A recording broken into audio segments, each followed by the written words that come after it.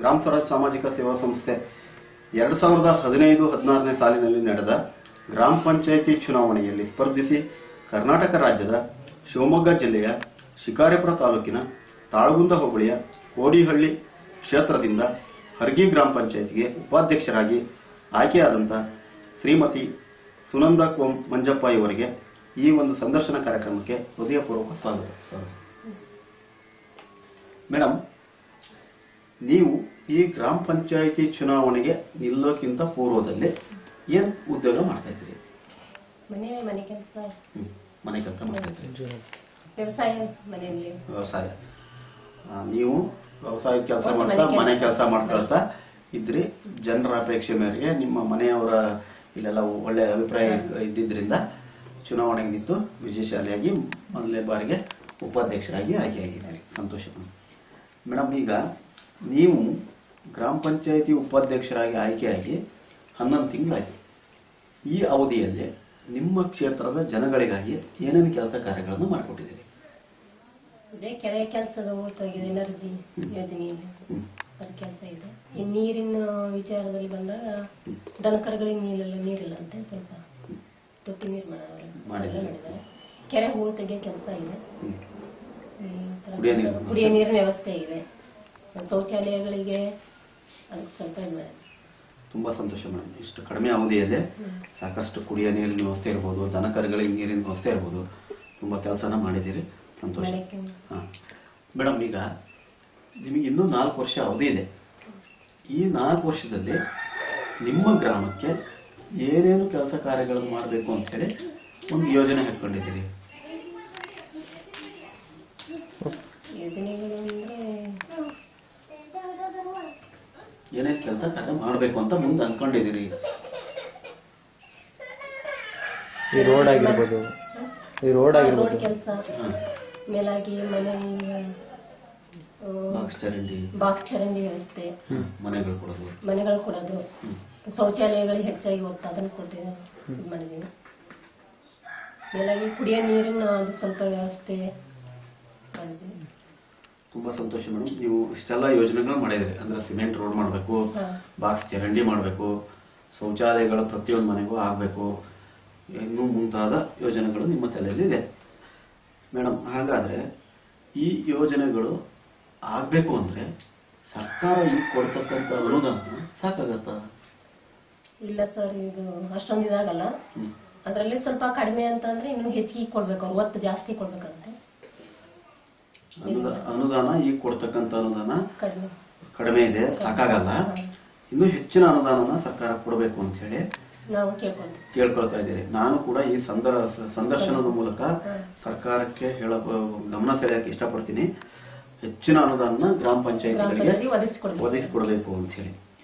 Madam, ಈಗ ಸರ್ಕಾರ ನಿಮಗೆ ಕೊಡ್ತಕ್ಕಂಥ ಗೌರವಧನ ತೃಪ್ತಿ ತಂದಿದೆಯಾ ನಿಮಗೆ? ಇಲ್ಲ ಸರ್, ಆ ವಿಚಾರದಲ್ಲಿ ಬಂದಾಗ ನಮ್ಗೆ ಇಲ್ಲಿವರೆಗೂ ಏನೂ ಇಲ್ಲ. 11 ತಿಂಗಳಾಯ್ತು. ಇದುವರೆಗೂ ₹1 ನಮ್ ಕೈ ಸಿಕ್ಕಿಲ್ಲ. ಅದು ಸಿಕ್ಕಿಲ್ಲ ಅಂತ ನಾವು ಬಿಟ್ಟಿಲ್ಲ, ನಮ್ಮ ಕರ್ತವ್ಯ ನಾವು ಮಾಡ್ತಾ ಬಂದಿದೀವಿ. ಸಂತೋಷ. ಆದ್ರೆ ಮೇಡಮ್, ನಾವು ನಮ್ಮ ಸಂಸ್ಥೆಯ ಮೂಲಕ ಗ್ರಾಮ ಪಂಚಾಯಿತಿ ಸದಸ್ಯರ ಸಂಘಟನೆ ಮೂಲಕ ಸರ್ಕಾರಕ್ಕೆ ಬೇಡಿಕೆ ಸಲ್ಲಿಸೋದೇನೆಂದ್ರೆ, ಕನಿಷ್ಠ 2,000 ಸದಸ್ಯರಿಗೆ, ಉಪಾಧ್ಯಕ್ಷರಿಗೆ 3,000, ಅಧ್ಯಕ್ಷರಿಗೆ 5,000 ಗೌರವಧನ ಕೊಡಬೇಕು ಕೇರಳ ಮಾದರಿಯಲ್ಲಿ ಅಂತ ಹೇಳಿ ನಾವು ಸರ್ಕಾರಕ್ಕೆ ಬೇಡಿಕೆಯನ್ನು ಸಲ್ಲಿಸ್ತಾ ಇದ್ದೇವೆ. ಆಯ್ತಾ? ಅದು ಸರ್ಕಾರ ಆದಷ್ಟು ಬೇಗ ಈ ಬೇಡಿಕೆಯನ್ನು ಈಡೇರಿಸಲಿ ಅಂತ ಹೇಳಿ ನಾನು ಈ ಸಂದರ್ಶನ ಸಂದರ್ಭದಲ್ಲಿ ಹೇಳ್ತಾ ಇದ್ದೀನಿ. ಮೇಡಮ್, ಈಗ ಜಿಲ್ಲಾ ಪಂಚಾಯತ್ ಸದಸ್ಯರು ಇರ್ಬೋದು, ಶಾಸಕರು ಇರ್ಬೋದು, ಅವರಿಗೆ ಅವ್ರದ್ದೇ ಆದ ಕೋಟಾ ಇದೆ. MLA grant, MP grant, JP grant ಅಂತ ಇದೆ. ಗ್ರಾಮ ಪಂಚಾಯತಿ ಸದಸ್ಯರಿಗೆ ಕೂಡ ಕನಿಷ್ಠ ₹2 ಲಕ್ಷ ಅನುದಾನ ಕೊಡಿ ಅಂತ ನಮ್ಮ ಬೇಡಿಕೆ ಇದೆ. ಇದ್ರ ಬಗ್ಗೆ ನಿಮ್ಮ ಅನಿಸಿಕೆ ಏನು? ಯಾವ ಅರ್ಥದಲ್ಲಿ? ನಿಮ್ಗೆ ಕೆಲಸ ಕಾಮಗಾರಿ ಮಾಡಿಸ್ಲಿಕ್ಕೆ ಈಗ ನಿಮ್ದೇ ಆದ ಅನುದಾನಪ್ಪ $2 ಲಕ್ಷ ಅದು ಇದ್ದರೆ ಅದು ಬೇಡಿಕೆ ಕೊಡ್ರಿ ಅಂತ ನಾವು ಕೇಳ್ತಾ ಇದ್ದೇವೆ. ಪ್ರತಿ ಸದಸ್ಯರಿಗೂ 2 ಲಕ್ಷ ವರ್ಷಕ್ಕೆ ಸಪರೇಟ್ ಪಂಚಾಯತಿ ಅನುದಾನ ಬಿಟ್ಟು ನಿಮ್ಗೆ ವೈಯಕ್ತಿಕ ಅನುದಾನ ಕೊಡಬೇಕು ಅಂತ ನಾವು ಕೇಳ್ತಾ ಇದ್ದೇವೆ. ಇದ್ರ ಬಗ್ಗೆ ನಿಮ್ಮ ಅನಿಸಿಕೆ ಏನು? ಕೊಟ್ರೆ ಒಳ್ಳೇದು ಅಂತಾನೆ ನಾವು ಹೇಳಕ್ ಇಷ್ಟಪಡ್ತೀವಿ. ಯಾಕಂದ್ರೆ ಒಂದು ಕೆಲಸ ಕೇಳು ಬಂದಿರ್ಬೇಕಾದ್ರೆ ಆ ಟೈಮ್ನಲ್ಲಿ ಅದನ್ನ ಹಾಕ್ಬಿಟ್ಟು ಅದು ಬರೋದು ಸ್ವಲ್ಪ ಲೇಟ್ ಆಗಿರ್ಬೋದು, ಆದ್ರೆ ನಮ್ಮ ಕೈಯಿಂದ ಹಾಕ್ಬೇಕಾದ್ರೂ ಅವರಿಗೆ ಅನುಕೂಲ ಆಗುತ್ತಲ್ಲ. ಹೌದು, ಖಂಡಿತ ಸತ್ಯ. ಹಾ. ಪ್ರತಿ ಸದಸ್ಯರಿಗೂ ಕನಿಷ್ಠ 2 ಲಕ್ಷ ರೂಪಾಯಿ ಅನುದಾನ ಕೊಟ್ರೆ ಅವ್ರ 5 ವರ್ಷ ಅವಧಿ ಮುಗಿಯೋದ್ರೊಳಗೆ 10 ಲಕ್ಷ ಆಗುತ್ತೆ. 10 ಲಕ್ಷದಲ್ಲಿ ಯಾವ್ದಾದ್ರು ನಿಮ್ಮ ಏರಿಯಾದಲ್ಲಿ ಶಾಶ್ವತ ಅಭಿವೃದ್ಧಿ ಕಾಮಗಾರಿಗಳನ್ನ ಮಾಡಬಹುದು ಅಂತ ಹೇಳಿ ನಾನು ಈ ಸಂದರ್ಭದಲ್ಲಿ ಸರ್ಕಾರ ಪ್ರತಿ ಸದಸ್ಯರಿಗೂ 2 ಲಕ್ಷ ಅನುದಾನ ಕೊಡ್ಲಿ ಅಂತ ಹೇಳಿ ಹೇಳ್ತಾ ಇದ್ದೀನಿ. ಮೇಡಮ್, ಈಗ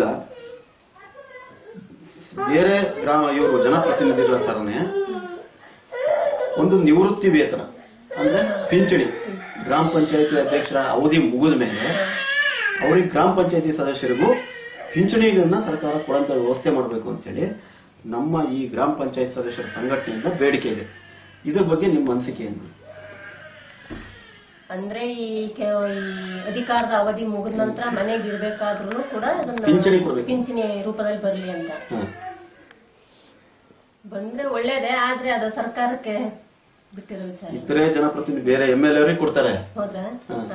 ಎಲ್ಲರಿಗೂ ಕೊಡ್ತಾರೆ. ಅದೇ ತರ ಗ್ರಾಮ ಪಂಚಾಯತಿ ಸದಸ್ಯರಿಗೂ ಕೊಡ್ರಿ ಅಂತ ಹೇಳಿ ನಮ್ಮ ಬೇಡಿಕೆ. ಸಂತೋಷ ಮೇಡಮ್, ಅವ್ರು ಕೊಡಬೇಕು. ಮೇಡಮ್, ಈಗ ನಮ್ಮ ಈ ಗ್ರಾಮ ಸ್ವರಾಜ್ ಸಾಮಾಜಿಕ ಸೇವಾ ಸಂಸ್ಥೆ ಈ ಗ್ರಾಮ ಪಂಚಾಯತಿ ಸದಸ್ಯರನ್ನ ಸಂಘಟನೆ ಮಾಡಿ ಒಂದು ತಾಲೂಕು ಮಟ್ಟದಲ್ಲಿ, ಜಿಲ್ಲಾ ಮಟ್ಟದಲ್ಲಿ ಪ್ರತಿಭಟನೆ, ಸಮಾವೇಶಗಳು, ಆಮೇಲೆ ಈ ತರ ವಿಡಿಯೋ ಚಿತ್ರೀಕರಣ ಮಾಡಿ ಆನ್ಲೈನ್ ನಲ್ಲಿ ಸರ್ಕಾರಕ್ಕೆ ಗಮನ ಸೆಳೀತಾ ಇದ್ದೀವಿ. ಇದ್ರ ಬಗ್ಗೆ ನಿಮ್ಮ ಅನಿಸಿಕೆ ಏನು? ಇಲ್ಲ, ನಮ್ಮ ಈ ವಿಚಾರದಲ್ಲಿ ಬಂದಾಗ ಅದು ಸರ್ಕಾರಕ್ಕೆ ಇನ್ನೂ ಹೆಚ್ಚಿಗೆ ನಾವು ಗಮನ ಸೆಳೆಯಕ್ಕೆ ಮಾಡ್ಬೇಕಾಗಿರೋಂಥ ಇವು ಮುಖ್ಯವಾದ ಕರ್ತವ್ಯ ಇವೆಲ್ಲ ಮಾಡಲೇಬೇಕು. ಇಲ್ಲಾಂದ್ರೆ ಅವರಿಗೆ ಹೆಚ್ಚಾಗಿ ಇಂಥ ವಿಚಾರಗಳು ಅವ್ರ ಕಿವಿ ಬೀಳಲ್ಲ, ಚಿತ್ರೀಕರಣದಲ್ಲಿ ಅವರಿಗೆ ಗೊತ್ತಾಗಲ್ಲ. ಅದು ತೋರಿಸ್ಕೊಡೋದ್ರಿಂದ ಒಳ್ಳೇದೇ ಇದೆ ಅಂತ ನನ್ನ ಅಭಿಪ್ರಾಯ. ತುಂಬಾ ಸಂತೋಷ ಮೇಡಮ್. ಇದುವರೆಗೂ ನಮ್ಮ ಈ ಸಂದರ್ಶನದಲ್ಲಿ ಪಾಲ್ಗೊಂಡಂತ ಹರಗಿ ಗ್ರಾಮ ಪಂಚಾಯಿತಿಯ ಉಪಾಧ್ಯಕ್ಷರಾದ ಸುನಂದ ಮಂಜಪ್ಪ ಇವರಿಗೆ ಹೃತ್ಪೂರ್ವಕ ಅಭಿನಂದನೆಗಳನ್ನು ಸಲ್ಲಿಸುವ ಜೊತೆಯಲ್ಲಿ ಈ ಅಭಿನಂದನಾ ಪತ್ರವನ್ನು